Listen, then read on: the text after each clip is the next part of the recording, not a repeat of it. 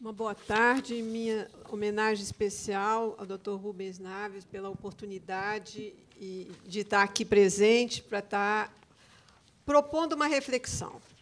De tudo que eu ouvi aqui hoje, me vêm duas ideias básicas. Um verso de um poeta francês que diz o seguinte: tanto é criminoso tomar o filho da mãe que deseja criá-lo, como mantê-lo com a mãe que o rejeita. E uma frase que permanentemente eu tenho dito nas minhas exposições sobre direito da criança, mas, sobretudo, sobre adoção: a entrega do filho em adoção também é um ato de amor. Muito bem. Nós, como advogada, como operadora do direito, eu gostaria de salientar alguns aspectos jurídicos relevantes, mas numa visão também interdisciplinar. O ano passado, 2010, nós comemoramos os 20 anos da ratificação da Convenção Internacional dos Direitos da Criança, que tem como paradigma básico o princípio do melhor interesse da criança. Muito bem. Acho que é importante nós nos reportarmos a um ponto básico. A institucionalização é cultural no Brasil, é histórico. Se nós analisarmos lá a roda dos expostos, nós vemos que ali era um abandono anônimo.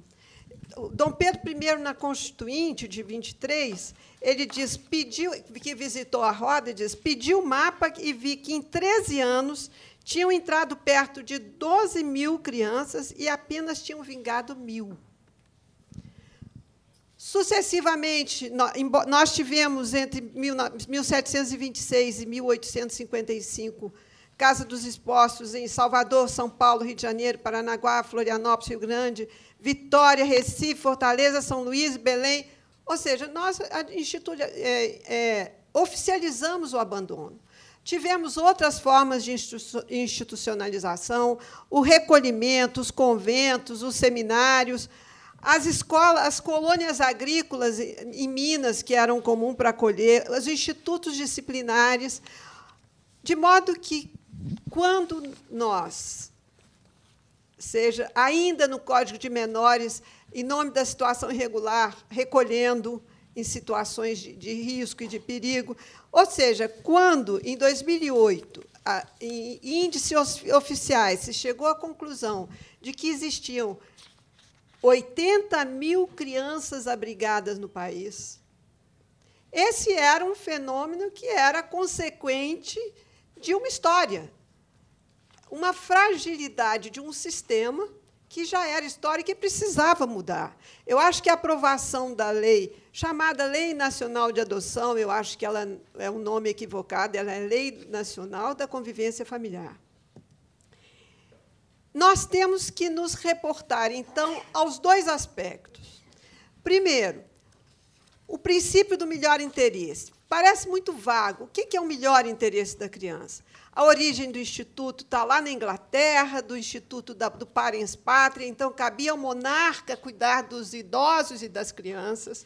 Foi no século XVIII que o Instituto do Parens Pátria passou a ser um instituto só de cuidar das crianças, e cabe a dois julgados do Lord Mansfield, que era um juiz inglês, em 1763, que ele deu preferência a uma mulher adúltera de ficar com os filhos do casal, apesar do adultério. Best interest surge aí. Muito bem, isso se implanta na Inglaterra, depois vai para os Estados Unidos. Nos Estados Unidos aparece inicialmente como uma presunção da preferência materna, o melhor interesse.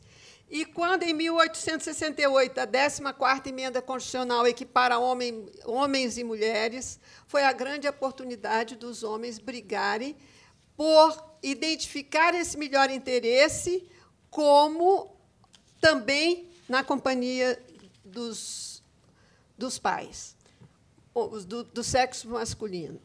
Muito bem. O Código de Menores, de 79, falava que os interesses dos menores devem sobrepor a quaisquer interesses. E, em nome de quaisquer interesses, recolhia-se criança. Me lembro de do recolhimento de todas as crianças de Belo Horizonte que estivessem na rua, no Mineirão, que ficasse lá até os pais procurarem. Em nome de quê? Do artigo do Código de Menores. Muito bem.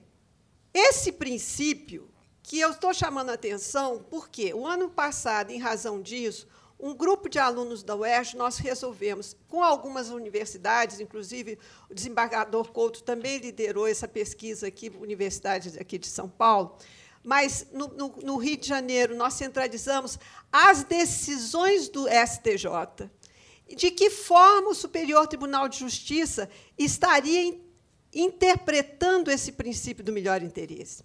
Foi uma pesquisa riquíssima, 25 acórdãos, terceira e quarta turma, que foi possível, com isso, ter uma visão bem objetiva de como os tribunais superiores estão entendendo esse princípio. Isso é muito importante, porque, muitas vezes, os juízes do primeiro grau são muito mais rígidos nessas questões de fila, de coisa, sem pegar efetivamente a essência, e nós encontramos, muitas vezes, no segundo grau, e, sobretudo, por essas análises das decisões do Superior Tribunal, como há uma visão muito mais madura desse entendimento. Hoje, o melhor interesse ele tem por base alguns princípios: da dignidade da pessoa humana, da prioridade absoluta, da doutrina jurídica da proteção integral, da sociabilidade, da socioafetividade, desculpe. Mas eu chamaria a atenção de dois princípios. Primeiro, o princípio que é constitucional da convivência familiar e comunitária, que agora, pela nova lei, tem um novo paradigma. Nós passamos do recolhimento, que era da lei antiga, da convivência, e agora a lei centraliza no acolhimento. É mais do que a convivência. E o que é o acolher? É, acima de tudo, que tem como base o acolher o cuidado. O cuidado a gente vem trabalhando como valor jurídico, depois identificado hoje como um subprincípio do princípio da dignidade da pessoa humana. E hoje eu vejo no acolhimento a essência, o cuidado. O cuidado que é assumir compromisso, assumir responsabilidade, dar atenção, carinho, aconchego, ajudar a criança a ser capaz de satisfazer as suas necessidades, tornar-se responsáveis pela própria vida. Cuidar é dar atenção integral, amparar, aceitar o outro de maneira absoluta, ouvir sem julgamento, mesmo que discorde, enfim, é estar presente no outro com generosidade e compreensão. Quanto à colocação do nosso querido antecessor, eu acho que foi colocada aqui uma coisa importante. A entrega para a adoção como um ato de amor não é a mesma coisa do que a adoção consentida, em que eu entrego para determinada pessoa. Eu assumi a posição de que a nova lei não excluiu a adoção consentida. Tanto que, se os senhores examinarem não só o artigo 166 da lei, como no artigo 8º, o que ficou muito claro é que essa adoção consentida precisa ter uma confirmação perante um juiz. Lá no artigo 8º diz que aquela pessoa que quer entregar deve ser orientada no sentido das consequências do seu ato. E eu acho que o artigo 166 da lei ele é muito claro, tratando-se de se os pais na hipótese de concordância dos pais, esses serão ouvidos pela autoridade judiciária, pelo representante, tomando por efeito as declarações deve ser precedido de orientação, o consentimento será acolhido perante o juiz e perante o Ministério Público. Então, eu não vejo essa orientação no sentido diverso, de que teria sido extinto a adoção consentida, mas chamando a atenção de que o artigo 50 fala de 3 hipóteses em que é dispensada a habilitação. É diferente da hipótese da adoção consentida. Aquelas hipóteses do artigo, aquelas 3 hipóteses são situações, um adota o filho do outro, ou então já está na guarda de uma pessoa, de um familiar, há mais tempo. E são 3 hipóteses em que a habilitação, que é uma exigência fantástica, que deve ser uma exigência, inclusive, para a adoção consentida, tem 3 hipóteses de sua dispensa. O que eu tive nesse estudo do melhor interesse no Superior Tribunal? A ministra Nancy Andrighi, realmente, ela foi a que melhor entendeu a questão, a essência do melhor interesse. Incumbe ao Poder Judiciário, diz ela, com um olhar humano e sensível, defender o lado da esperança na sua expressão mais pura, acenando com real perspectiva de um futuro mais digno àqueles que estão nascendo sem reais expectativas de consolidação dos seus direitos básicos. Nessa análise que foram feitas dos acórdãos, que eu acho que o tempo não me permite dar maior aprofundamento, eu acho que, em 6 conflitos de competência, ficaram com as conclusões do tribunal, do Superior Tribunal. Deve ser dada prioridade à formação de laços afetivos. Na apreciação das lides deve ocorrer no local onde os interesses dos menores serão melhor protegidos. Ao juiz compete dirimir questões referentes ao menor e do foro do domicílio de quem detém a guarda do menor e seus responsáveis. E aqui recai uma questão interessantíssima. Está aqui presente uma advogada e querida amiga que mora em São Paulo, e havia no Rio uma grande discussão. Qual o foro competente? O foro dos pais ou o foro da criança onde está abrigada? Essa é uma discussão que ainda não se resolveu no Estado do Rio.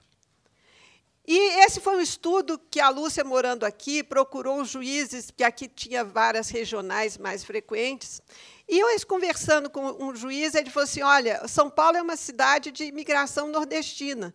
Muitas vezes eles colocam no abrigo, não dá certo, voltam para o seu estado de origem, e a criança fica abrigada. Eu posso dar prioridade ao foro dos pais, mesmo conhecendo as residências? Não posso. O princípio do juiz imediato, que prioriza o melhor interesse, é do local onde se encontra a criança. Felizmente, a súmula 383 do ministro Fernando Gonçalves diz, determina a competência para processar e julgar ações conexas do interesse do menor, pena que ainda usa a expressão menor, em princípio do foro do domicílio do detentor de sua guarda. O diretor do abrigo é o detentor da guarda.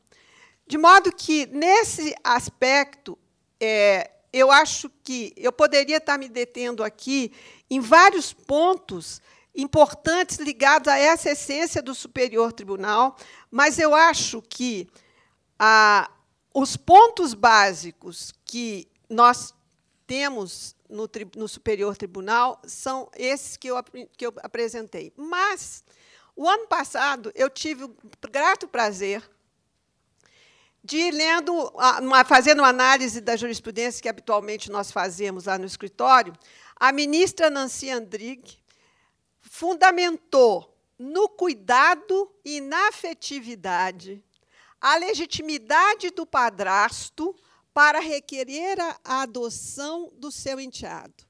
Então, ela trouxe para o levou para o Superior Tribunal de Justiça o cuidado sobre essa ótica que a gente vem trabalhando, inclusive o desembargador Couto é um grande parceiro, a Marília, que está aí também, no sentido do estudo do cuidado como valor e como princípio jurídico, e ela fundamentou, nessa visão moderna do cuidado, essa decisão, reconhecendo que a afetividade e o cuidado eram a base para legitimar aquele padrasto a requerer a adoção. Finalmente, a parte final da minha fala é muito de uma vivência do advogado de trabalho em adoção. Eu tenho alguns pontos que eu acho essenciais e que nós não podemos deixar de apreciar no momento em que se discute a adoção. Além de nós termos como fator importante a habilitação, é muito importante que essa habilitação ela seja de orientação. A avaliação deve respeitar também o perfil dos adotantes. Você não pode padronizar todo mundo. Nós estamos enfrentando lá no Rio um problema de uma médica que manifestou interesse em saber que era um direito dela saber das condições de saúde da criança, e ela foi considerada inabilitada porque estava discriminando. Então, eu acho que um médico, mais que nunca, tem interesse de saber quais são as condições de saúde, para saber até se pode tratar ou não. Eu já tive uma cliente que foi apresentada uma criança neurologicamente comprometida, ela fez uma avaliação, chegou para a juíza e disse, olha, a senhora me dá licença, eu vou fazer essa avaliação, porque eu viajo muito, meu marido tem uma vida de compromisso, eu não sei se eu vou poder dar essa atenção que essa criança tem. Ótimo, ela deu uma avaliação, uma médica daqui de São Paulo, neurologista. 3 meses depois, já estava passando Natal com essa criança, e essa criança tem feito conquistas incríveis. Então, eu acho que a equipe técnica tem um papel importantíssimo para orientar os adotantes, mas tem que ter claro também, eu acho que desmistificar um pouco daquela criança ideal. Eu acho que a gente não escolhe os filhos biológicos, a gente os assume, mas tem que estar claro que nós estamos diante de pessoas que estão assumindo um compromisso de dar à família uma criança, a essa criança. Da nossa vivência lá com a adoção, a gente tem que ter muito claro que a criança que está em estágio de convivência, ela passou o dia inteiro diante de uma televisão, vendo lá McDonald's da vida, e imagina se não quer viver em McDonald's para conhecer. Ótimo, então vamos criar um regime de ganhos de prêmio e castigo, adaptação do casal, aquelas crianças que buscam, principalmente se tratando de adoção de crianças maiores, um ideal de uma família e aqueles que buscam o ideal de filhos. Então, é uma adaptação difícil. Muitas vezes, as sequelas não devem ser tomadas como estigmas ou problemas a serem evitados. Criança que nunca teve nada próprio, talvez um sapato e uma escova de dente, tirar as coisas na mochila dos outros não quer dizer que é ladrão. É porque eles nunca tiveram oportunidade de ter nada deles. Chegar no supermercado e ver a coisa, meter dentro da camisa e sair. Não tem que chamar essa criança de mau caráter porque fez isso. Eles não estão acostumados a ter nada, não têm ideia do que é próprio e o que é alheio.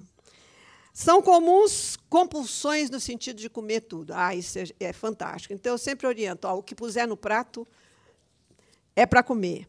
Os irmãos criam um código de cumplicidade e desafiam. Deve assumir com paciência a dificuldade de tomar decisões por parte de crianças oriundas de instituições. Nunca tiveram oportunidade de escolher. Eu sempre falo com as mães adotivas, que se é uma menininha mais velha, sai para comprar calcinha, mas deixa escolher do piu-piu, a cor que for, porque não tem o hábito de escolher. Os meninos também, eles precisam ser incentivados naquilo que é um fator escolha. A vida vai ser cheia de opções, e eles não tiveram essa oportunidade. Constitui um desafio permanente conduzir a criança a verbalizar medos, angústias e dificuldades. Muitas vezes eles vão estar gozando e, na realidade, eles estão sofrendo. Muitas vezes eles estão chorando, mas, às vezes, eles estão manipulando situações. É uma situação nova da vida. Então, é uma injustiça muito grande que se faz com o advogado, porque o advogado é meio babá para enfrentar o dia a dia, para tentar orientar todas essas questões. E, por último, dessas orientações, por favor, a gente diz o seguinte: não mostre fotografia do bisavô e da tia-avó. Eles não têm a menor noção, mal sabem de pai e mãe que abandonaram e, às vezes, de uma avó. Deixa para quando estiver convivendo, ir lá na residência, para mostrar, ó, esse é avô, essa é a avó, esse é tio. Isso, às vezes, a gente vê, eles olham, recebem, muitas vezes, a fotografia, levam para o quarto. Ó, isso aqui é o quê mesmo? Quer dizer, não tem muita noção. Muito bem. Das coisas que eu ouvi aqui hoje, eu queria fazer algumas propostas. Primeiro, a importância da habilitação. Eu acho que não pode deixar de haver habilitação para adoção. O STJ, eu não mostrei aqui uma decisão do STJ, que o tribunal admitiu uma habilitação concomitante ao estágio de convivência. Mas é um preparo, é uma orientação, é uma avaliação da maior importância. Não se deve afastar a possibilidade, com todo o respeito, daqueles que são contrários, mas a adoção consentida, eu acho que não, é inquestionável que ela permanece, mas ela deve ter uma habilitação prévia, sim. Segundo, na adoção consentida, preferencialmente, não deve ser feita de um filho de menor de idade. Os pais não têm condições, não devem decidir pela vida dos filhos.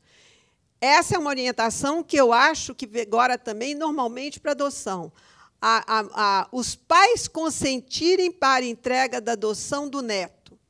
Eu acho que entregar numa guarda provisória, para depois, mais tarde, eu acho que é válido. Eu acho que a pessoa, aquele que detém o poder familiar, se tiver de consentir, que ele consinta. Terceiro, a importância de serem fornecidas todas as informações da criança. A criança deve ter uma avaliação física, uma avaliação psicológica, uma avaliação escolar. É fundamental que se saiba isso. E vou dizer, eu não sou contra, e eu acho que vários juízes no Rio de Janeiro têm tido essa facilidade, no sentido de poder um pediatra fazer uma visita para a criança, porque a ficha do abrigo, com raras exceções, se eu estiver falando de alguma coisa que existe aqui em São Paulo, no Rio não existe. A ficha da criança de médica tem absurdos. Eu já tive situações de crianças que apresentavam um diagnóstico horrível e, na realidade, não era. E o contrário.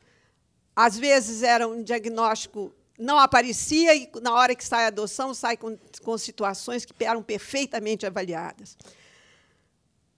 Precisamos uniformizar o sistema de justiça. Que haja, pelo menos, agora no Rio de Janeiro foi criando o Plano Mater, a adaptação do tribunal, dando aos juízes um rumo, uma orientação. Como é que vai ser feita essa avaliação semestral que a lei manda fazer nas instituições de abrigo? Quais são os tipos? Mas, para isso, precisa de uma equipe técnica. Eu posso falar que sou da sociedade civil e não estou lá, mas eu já falei lá isso mesmo. Não adianta ter uma psicóloga e um assistente técnico para avaliar os abrigos de 4 comarcas. Faz de conta que avalia. Então, eu acho que a prioridade de ter uma equipe técnica que possa fazer essa avaliação de 6 em 6 meses é fundamental. Não adianta a lei dizer só pode ficar abrigado durante 2 anos, porque isso é um desafio que não se realiza se nós não tivermos uma equipe técnica e, principalmente, também juízes corajosos que veem a necessidade não de prolongar na família extensa. Eu já fiz audiência em que o Defensoria Pública manda chamar a tia, manda chamar a avó, e, na audiência, pelo amor de Deus, juiz, eu já criei 3, eu não quero criar mais gente. A lei fala família extensa desde que haja uma relação de afinidade e afetividade. Essas relações têm que estar vinculadas, senão não resolve.